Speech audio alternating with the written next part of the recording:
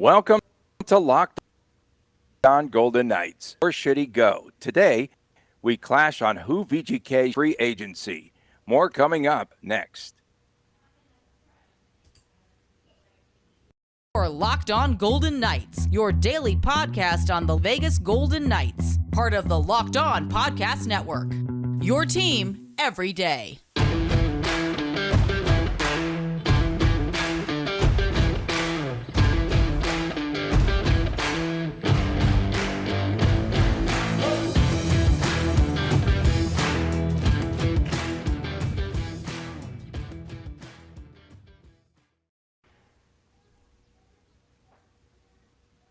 Hi again, everyone. Along with Chris Gawlik, you could follow us at Locked On VGK, Boulder, and now on our new YouTube channel. I am at Tony Dasco on Twitter, and if you feel like getting a little bit stirred up, you can follow my man Chris Gawlik at TD Chris G on Twitter. And Chris, on today's show, let's go through free agent for the Golden Knights. And Chris and you and I will decide, should they stay or should they go? And so the jewel of this free agency crop be Reilly Smith. Reilly Smith has a $5 million a year salary. He was injured for most of this past season. I hear that he's feeling well. He's preparing for next season. There are only two salaries that VGK will be facing here that they need to figure out. And so now when we talk about Reilly Smith, we have to go back to when VGK tried to trade away Dadonov, and there was a lot of talk and speculation that perhaps we would see Reilly Smith get extended at that point. And I know Reilly Smith did not want to talk about his contract until the end of the season, and so that's where we're at right now. Should he stay? I say yes. The second line was just not good without him. He had a very slow start, if we recall, to this season, but he started to come around. He started to feel better, started to get more in sync. And this is the end of a 5-year contract, and he will be entering his 9th NHL season. Should Reilly, in your opinion, stay, or should he go? And I say trade Dadonov again. Just get rid of him once and for all. That clear cap space. Smith versus Dadonov, I think it comes down to that as well, Chris. So let's set the table first. Right now, $92,076,943. That's the check that Bill Foley essentially wrote last year for payroll. Next year's salary cap is $81 or $82.5 million or 83. It goes up a whole $1 million. That helps, I guess, a little bit for VGK's situation. At face value, should Reilly Smith stay or go? And if there's nothing else to consider, Reilly Smith needs to stay. He is such a big part of the Misfits line, or just such a solid top 6 forward to have. We've seen what he can do when he's fully healthy. We've seen his contributions on the power kill and the power play. Extremely effective two-way player with scoring punch. How much money will Reilly Smith want to make next year? Like you said, 9th NHL season, so he's at best plateaued, maybe a little spike here and there, but I don't know how much he can exceed another potential $5 million contract. Will he want $5 million? Will he want $6 million? Will he want $3.5 million? I think that's going to determine if he stays or goes, but I believe he definitely should stay if we can make the dollars and cents workouts. So do you think he might command $6 to $7 million on a free agent market this upcoming offseason? We understand he's a pretty hot commodity right now, and will VGK be able to pay him, let's say, at least $6 million? And then when you look 9th NHL season, he probably will want some security, probably want term, right? Of course. I mean, that's what everyone wants, especially at that stage of the career. They're looking, starting to think about possibly their last NHL team at that point. Who knows how much longer he'll keep going. But yes, term is always going to be a big thing. And sometimes that outweighs The financial side of things, do you want to sign Reilly Smith for 4 or 5 years? I don't know. That's at $3.5 million, sure. At $5.5 million, probably not. At $6 to $7 million, definitely no.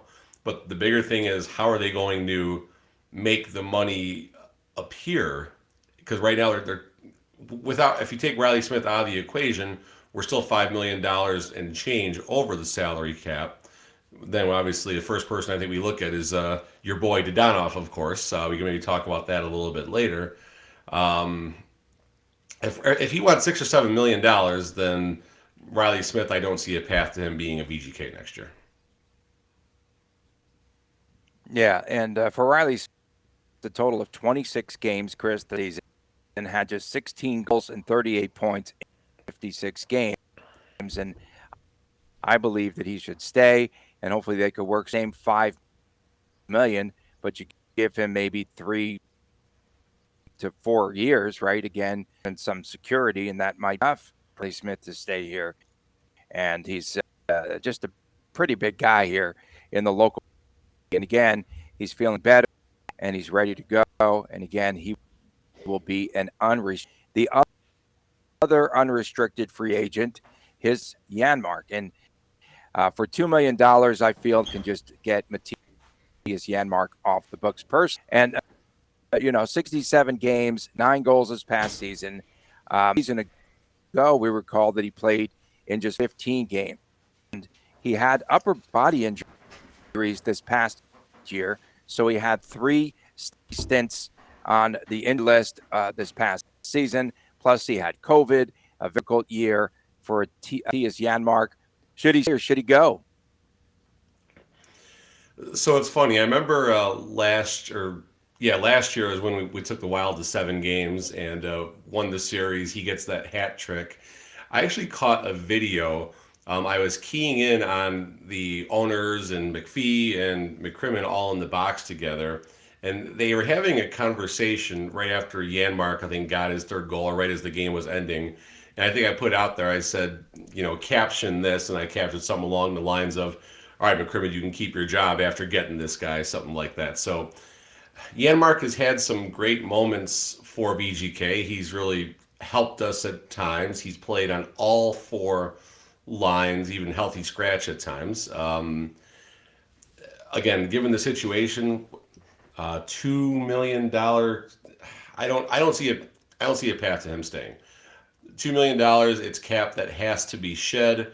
Hopefully, look for a Henderson Horsey or two to take that place. Another interesting case as well, Max Pacioretty, and what we heard Kelly McCrimmon say in his presser a couple of weeks ago now was that they like to get rid of expiring contracts. So Pacioretty has 1 more season before his $7 Maximilian contract expires. And so I just wonder if there's a chance if they will try to see, will his name be mentioned in discussions about trades? I wouldn't personally move him, but would VGK, in fact, try to even extend Pacioretty at some point for a lesser deal during the offseason? 33 and 183 days old as of today. Good drop in there with his age to the day, Tony. Good job there. Just kind of looking here at Cap Friendly. I mean, $7 million. Take out Max Pacioretty's contract. That's $7 million. That puts us around $85 million. Take off the Donoff. That puts us around $80 million. Take off Janmark. All of a sudden, we're at $77, $78 million, and we have a little bit of wiggle room. Is someone willing to take Max Pacioretty on a 1-year, $7 million deal for a 33-year-old who missed, I think, that many games last season, or 35, 37?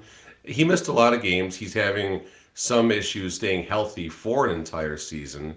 So for someone else to take on that contract, it's going to take some interesting negotiating. I would like Pacioretty to stay. I think he's going to come into next season with even more motivation. We discussed this yesterday, and Max Pacioretty, probably outside of William Karlsson, Tony, is the name that we probably mention the most on this podcast.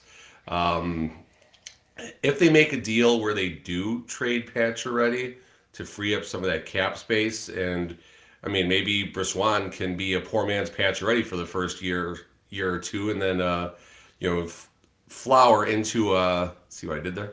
Flower into a new replacement for a player like Pacioretty. I want to see Pacioretty stay if they can figure it out, but $7 million in cap relief, that's necessary right now. Yeah, and again, there is a full year remaining on Max Pacioretty's contract. And again, the two unrestricted free agents are Reilly Smith, Mattisa Janmark. And so you say Smith, as do I, and we both agree that Janmark goes. Yeah, I mean, Janmark is fun, but he's, not to put this lightly, but he's replaceable. Stay with us. Coming up next, you know, there are 13 restricted agents. Talk about them as we continue here. You're listening to Summer is coming, and with summer, you're going to need on the go. And Built Bars are the perfect snack that you can take with you on all of your family vacations. The Gawliks, everyone is invited. And you can throw in your bags, in your kids' backpacks. Make sure that everyone has a bar so that you are fueled for all of your summer adventures. And the best part is that they are healthy, they are delicious, and so there's no more sacrificing really delicious food for health. With Built Bar, you have absolutely both. It's so easy. You have to do to order is go to Built, and all Built Bars, including the puffs, they're so popular, are covered in 100% real chocolate. Have you tried those puffs? We are going crazy for the puffs. We are going absolutely crazy for. They come in crazy flavors too, like my favorite, banana, and of course Chris Gawlik's favorite, churro. Who doesn't want a protein that tastes like a churro? Come on, get real. And for you, then you might want to try what they call mixed box. Mixed box, it comes with 12 flavors and also with the puffs. And Built Bar makes sure that there's something for everyone. And most Built Bar calories, 4 grams of sugar, 17 grams of protein. Go to Built.com. Get all of your favorites. You can find them right there. Banana cream, raspberry, double chocolate, many more. Go to Built.com. You can use the promo LOCKED15. Tell them that we sent you. Use the promo code LOCKED15. You will get 15% off of your order at Built.com. Welcome back, and thanks for making Lawson each and every day. It's free and available wherever you get your podcast. And Chris Gawlik on this Friday, the 13th edition of on Golden Knights. There are 13 RFAs. 13 RFAs. I'm not scared. I don't care about of the month or whatever. Okay, 13th RFAs. We've got Nic Hague, Brett Howden, Nick. What are some of the marquee names of free agents? Those three are all under $1 million salaries. And there are also just a lot of similar types as we go through these RFAs. And so I thought you could shed a lot of the cap by getting rid of a few of them. Hague had 14 points. We know he missed a lot of games. I think he missed up to 30 games this past season. 10 go-to career games. Waugh had the most season, I felt. 39 points. Howden, perhaps he had that scary injury. He crashed into the boards Forsberg in the game against Nashville, and might not be the same player after something like that. Had to be stretchered off the ice. So let's talk Nic Hague, Nick Waugh, and Nick at Night. Brett Howden. If the Barry Trotz watch is still going, which that's been strangely quiet now, but we kind of expected that based on Trotz's comments that he's probably going to take a week or so and evaluate things. Unrelated, of course, VGK has not given a public vote of confidence or a public comment that DeBoer is returning. But where I'm going with that is Nic Hague is a pardon me. Nic Hague is a big body, stay at home, homegrown defenseman, if you will, starting with VGK's farm system in Chicago, and obviously now that they relocated to Henderson.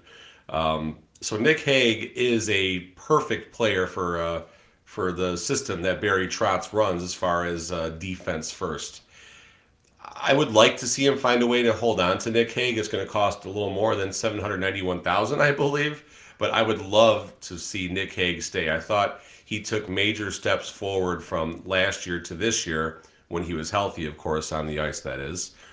His speed improved, but he's still a big body built like a Braden McNabb, but I think a better skater than Braden McNabb as far as just getting around the ice and that ability to send you crashing through the boards into that first row of seats and eating nachos with Alec Martinez.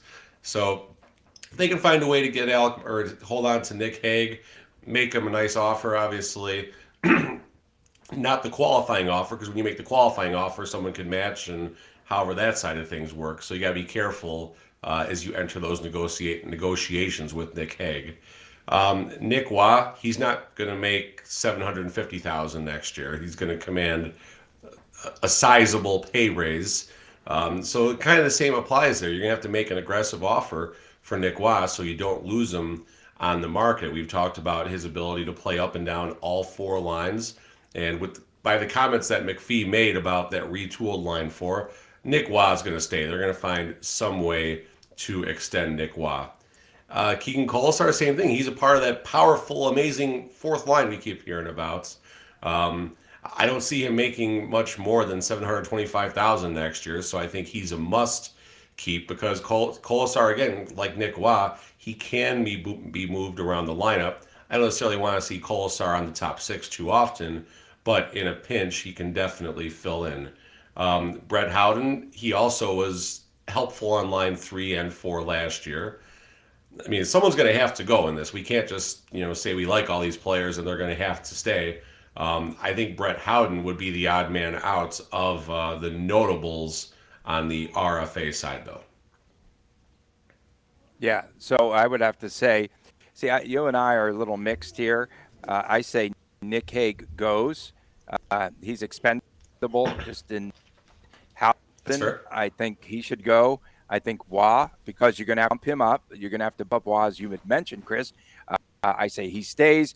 Keegan Kolesar, restricted free agent. As you mentioned, he's making only $725,000. And they could give him a little bump up by pieces there. And definitely they want to keep, as you mentioned, George McPhee wants to keep that fourth line intact. They're really in what they could do when they're healthy. No doubt, Tony, and it's funny all the talk about this fourth line, with McPhee and stuff like that. They played 2 periods together. Yes, it was a fun training camp and all the nice things that they said about them coming out of camp, but has there been this much hoopla about a line 4 in the history of the NHL, Tony?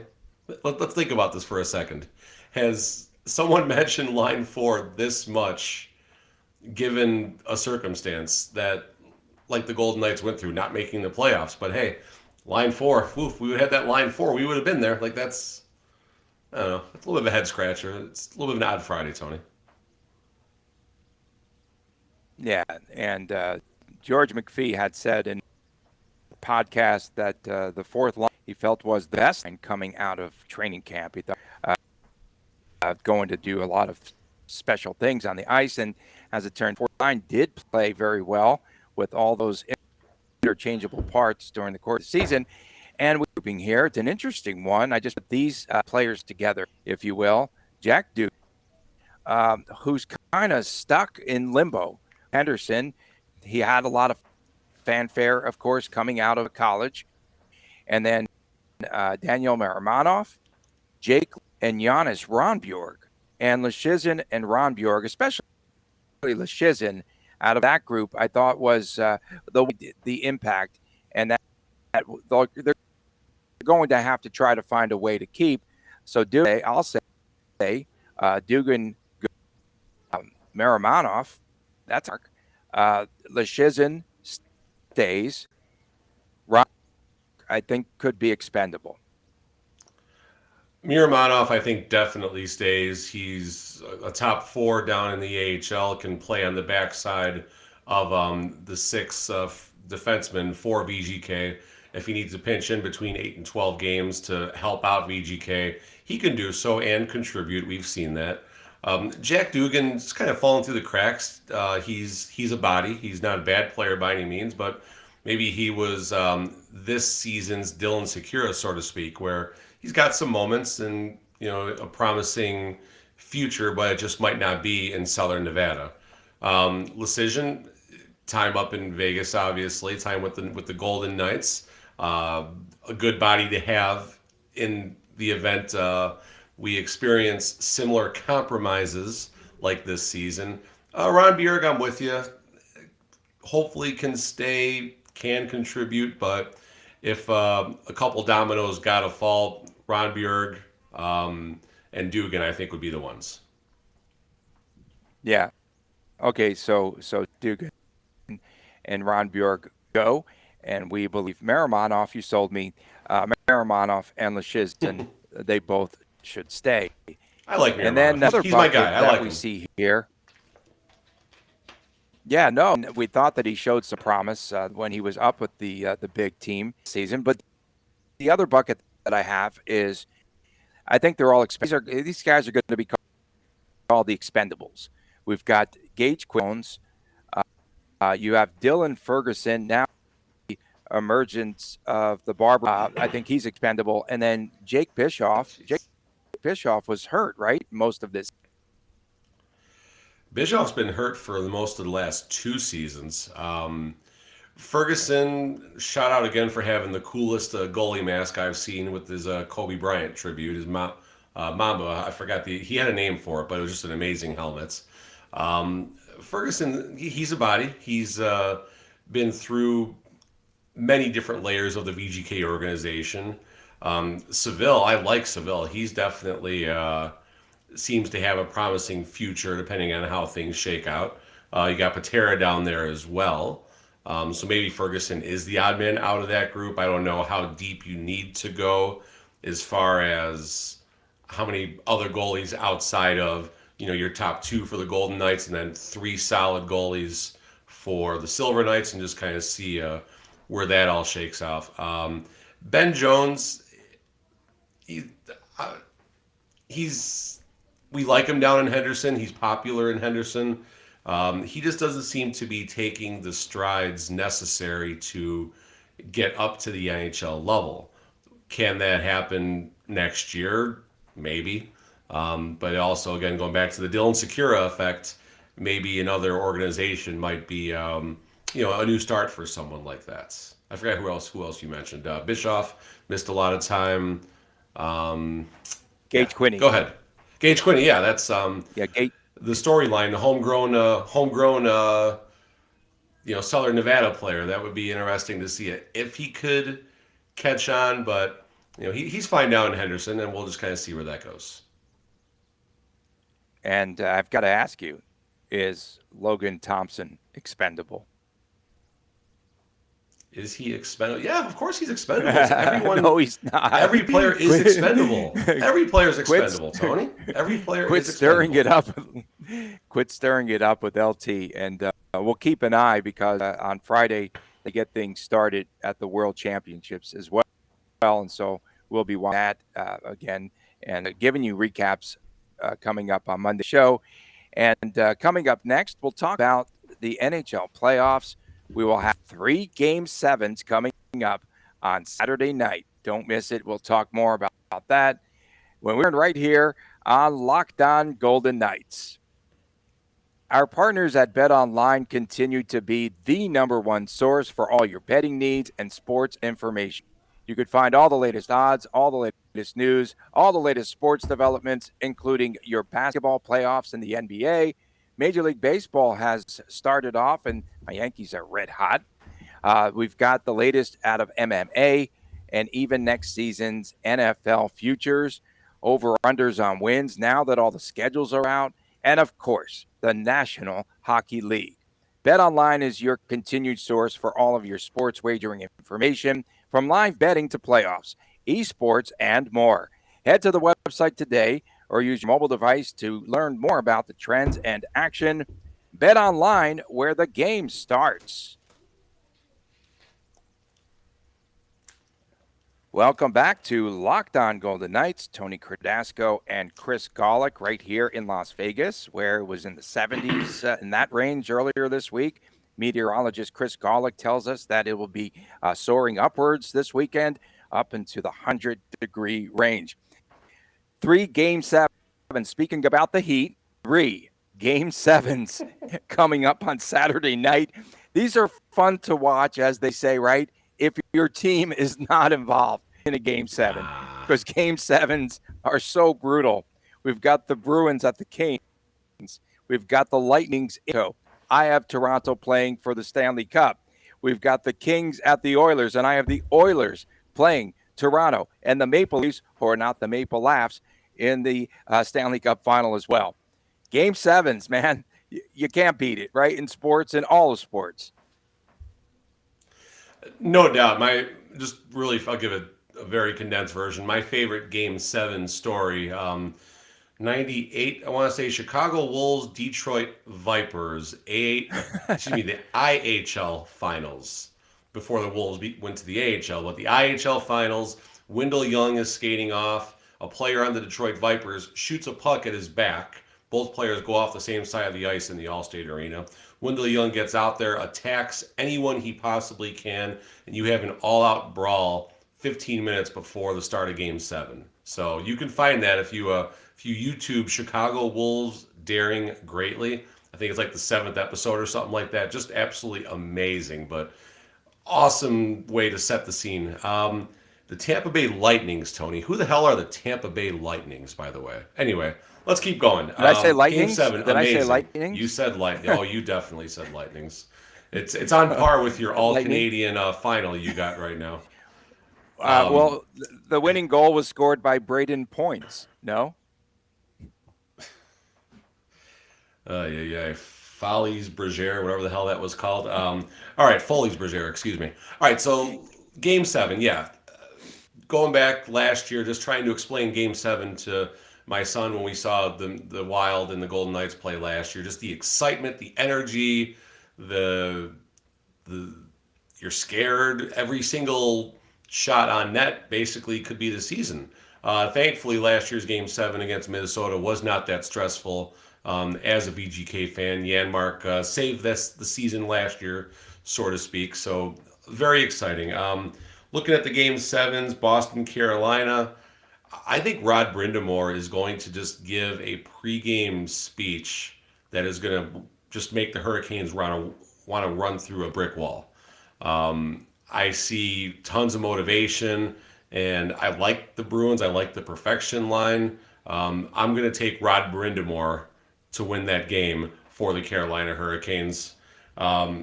Leafs Lightning, Tony, the Leafs are done. Leafs are done. They choke in big situations, and I'll take Vasilevsky along with Stamkos. I think Corey Perry's going to be a difference maker in that game. John Cooper's going to coach them to where they need to get to. Kucherov is going to score a breakaway goal without even touching the puck.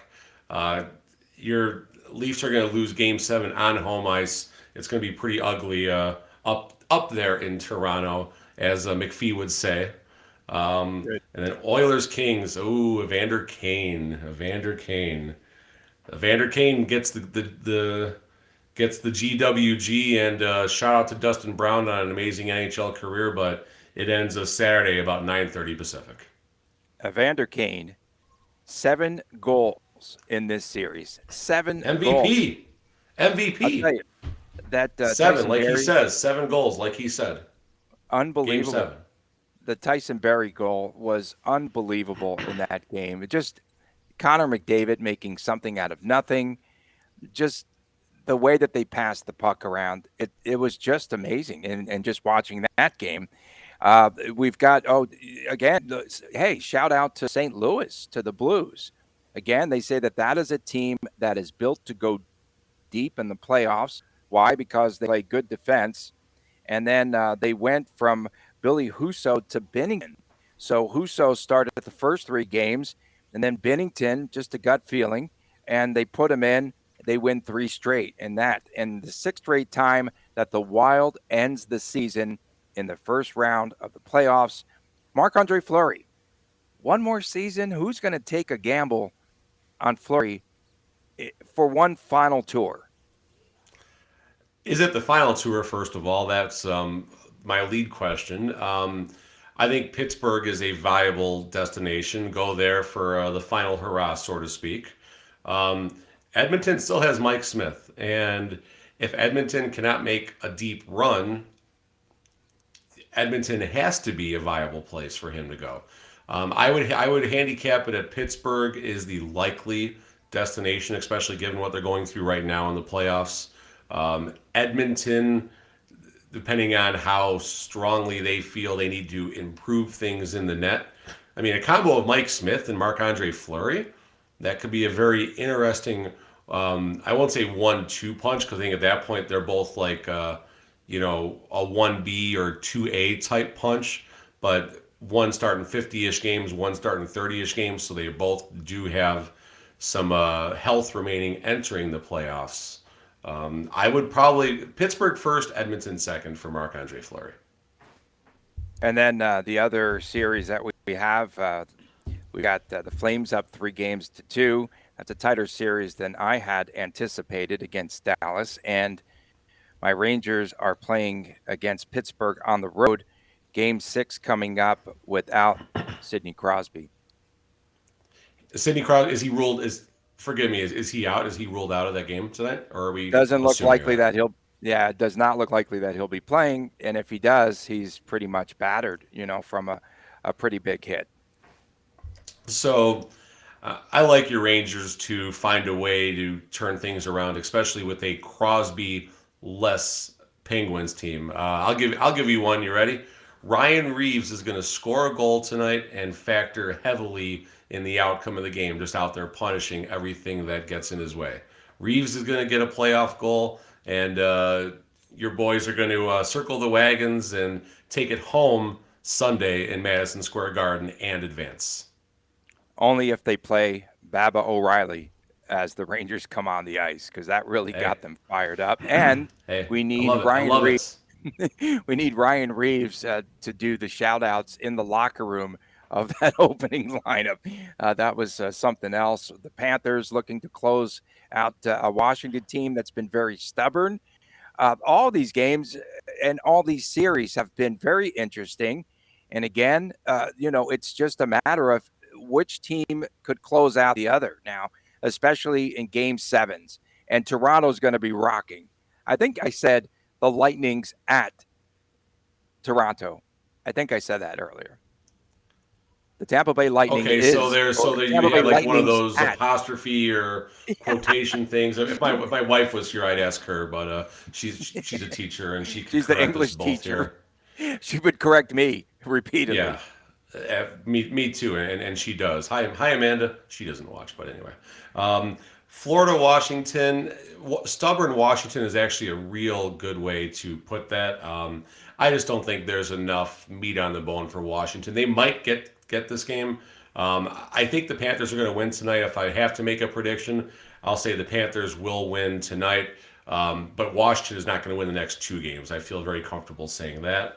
And then Dallas, Calgary. We talked a few weeks ago, and Dallas is a one-trick pony as far as their offensive output goes. You find a way to limit Pavelski, you find a way to limit Robertson, and you're going to win. And Calgary is just that type of team where they are going to bottle up the other team's top talent or limit them to minimal damage, so to speak. And Daryl Sutter is going to find a way. And Dallas, nice little run. You took our seeding away from us, so to speak, at the end. But Dallas is going to be done tonight. Calgary is going to advance in a typical 2-1, 3-1 type game.